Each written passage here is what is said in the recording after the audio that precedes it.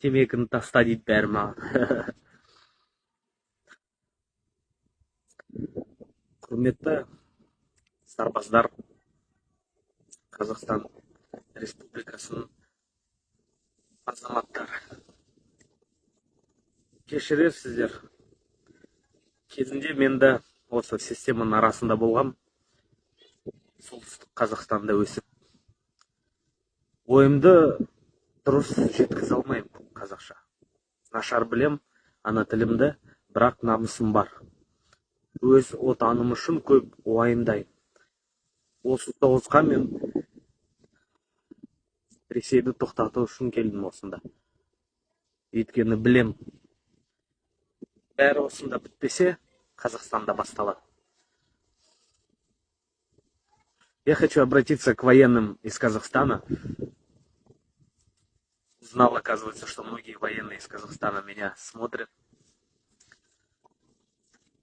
И очень приятно слышать о том, что многие военные, особенно на юге и на западе, они говорят о том, что они не поедут в случае чего воевать против Украины. Это достойный выбор, потому что сегодня вы сами видите все в интернете. Если до полномасштабной войны Рашке удавалось запудривать мозги тем, что тут едят детей, что тут бендеры, сейчас уже никто в эту чушь не верит. Мужики, вы будущее нации. Сейчас в ваших руках есть особая власть. Вы представители защиты нашего государства. Я гордился, когда носил форму в Казахстане. Морская пехота, войсковая часть 25744. Мой позывной был белый. Все мои сослуживцы это знают. Я гордился, когда у меня была форма. Нашивка Казахстан, флажки Казахстана. Я очень люблю свою родину. И я безумно сильно горжусь тем, что я казах. Мои сослуживцы, мои братья здесь, они это подтвердят. Мне не безразлична судьба моего народа. И мне хочется, чтобы наш народ стал свободным, стал процветать. Будущее в ваших руках. И у вас есть особая власть. Потому что вы должны оберегать наш покой. Покой матерей и отцов. Все, что я хочу сказать вам, братья мои. Даже если будет приказ когда-нибудь пополнить ряды вооруженных сил Российской Федерации, вам пообещают паспорта, лучшие условия. Им действительно платят по 5 миллионов рублей родственникам погибших и так далее. Честь дороже.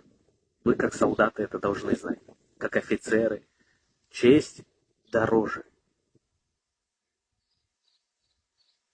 Не предавайте Родину. Не предавайте свой народ, потому что народ 90-95% они все за Украину. Эта власть продалась. Будьте на стороне правды, сражайтесь за будущее Казахстана.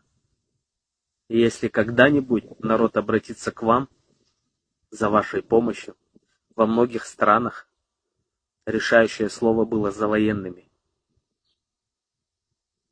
Я искренне горжусь, и сегодня я на этой войне на стороне правды.